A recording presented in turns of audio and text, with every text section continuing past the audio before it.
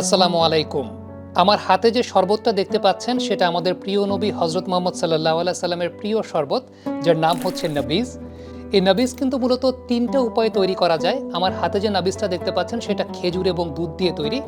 এইভাবে নাবিজ তৈরির উপায়টা আমি মিজানুর রহমান আজহারী সাহেবের একটা ভিডিওতে দেখেছিলাম। সেখানে তিনি দুধ এবং খেজুরের নাবিজের কথা বলছিলেন। এছাড়াও আরও ২ ধরনের নাবিজ তৈরি করা যায়। একটা হচ্ছে খেজুর এবং পানি, আর একটা পানি এবং কিশমিশ দিয়ে। ইফতারের সময় যদি আপনি নাবিজ পান করে থাকেন তাহলে আপনি ইনস্ট্যান্ট এনার্জি পাবেন, তাৎক্ষণিকভাবে শক্তি পাবেন। আর যদি সাহরির সময় নাবিজ পান করেন তাহলে পেট ভরবে এবং পুরো দিনব্যাপী আপনি শক্তিমত্তার সঙ্গে অতিবাহিত করতে পারবেন। বিজ্ঞান ভিত্তিকভাবে যে বিষয়টা বলা হয় যে দুধ এবং খেজুর যদি একসঙ্গে খাওয়া হয় সেক্ষেত্রে আপনার ব্রেন হেলথ, আপনার হার্ট হেলথের জন্য অত্যন্ত উপকারী, ঘুমটা ভালো হয়, ত্বকের স্বাস্থ্যের জন্য খুব উপকারী। এবারে আপনাদেরকে নাবিজ তৈরির সহজ উপায়টা জানিয়ে দিচ্ছি, যেটা ঘরে বসে আপনি খুব সহজে তৈরি করে ফেলতে পারবেন। সেই সঙ্গে আপনাকে একটা অনেক বড় সতর্কতা অবলম্বন করতে হবে, সেই সতর্কতার কথাটাও জানিয়ে দিচ্ছি। নাবিজ তৈরির ঘরোয়া প্রক্রিয়াটা খুবই সহজ। প্রথমত আপনি 1 কাপ কিংবা 1 গ্লাস দুধ নেবেন। তারপর সেই 1 কাপ কিংবা 1 গ্লাস দুধে 3টা বা 4টা খেজুর ভেজাবেন। ভিজিয়ে সেটাকে ঢেকে 8 থেকে 12 ঘন্টার মতো আপনি রেখে দেবেন। তবে এক্ষেত্রে একটা বিষয় বলে নেওয়া ভালো, সেটা হচ্ছে আপনি যদি 250 মিলিলিটারের গ্লাস কিংবা মগ নিয়ে থাকেন সেক্ষেত্রে 3টা বা 4টা খেজুর দিলে কিন্তু যথেষ্ট। পরবর্তী সময় আপনি 8 থেকে 12 ঘন্টা ভিজিয়ে ঢেকে রাখবেন। এরপরেই কিন্তু আপনার সুস্বাদু নাবিজটা তৈরি হয়ে যাবে।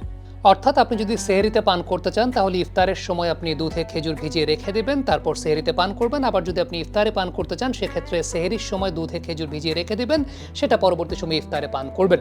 তবে একটা অনেক বড় সতর্কতার বিষয় অবলম্বন করতে হবে, সেটা হচ্ছে এটা খুব তাড়াতাড়ি পান করে নেওয়াটাই শ্রেয়। কারণ এটা যদি বেশি দেরি হয়ে যায়, 3 দিন দেরি হয়ে যায়, সেক্ষেত্রে কিন্তু এটা নেশা জাতীয় দ্রব্য হওয়ার একটা সম্ভাবনা তৈরি হয় এবং ইসলামে এই বিষয়টা সম্পূর্ণরূপে পরিহার করতে বলা আছে। খুবই সুস্বাদু একটা পানীয়, সবকিছু মিলিয়ে আপনাকে পুরো দিনব্যাপী চাঙ্গা রাখবে, আপনার হার্ট হেলথটাকে ভালো রাখবে, আপনার ব্রেন হেলথটাকে ভালো রাখবে। আর খুব রিসেন্টলি আমি আমার এক ফ্রেন্ডের কাছ থেকে অরা মিল্ক পুষ্টির ব্যাপারে জেনেছি, যে খুব রিসেন্টলি বাজারে লঞ্চ করা হয়েছে। ও আমাকে বলছিল যে এটার ফ্লেভারটা খুব ভালো। সো ফ্লেভারটা কেমন সেটাকে টেস্ট করার জন্য বিশেষ করে নাবিজ তৈরির আগে আমি এই অরা মিল্ক পুষ্টিকে অর্ডার দিয়ে নিলাম একটা ই-কমার্স সাইট থেকে।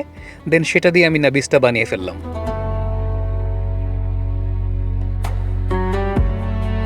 এবং আপনারা চাইলেও কিন্তু অরা মিল্ক পুষ্টি দিয়ে নাবিজ তৈরি করে দেখতে পারেন এবং অবশ্যই আমি গ্যারান্টি দিচ্ছি তা অত্যন্ত সুস্বাদু হবে।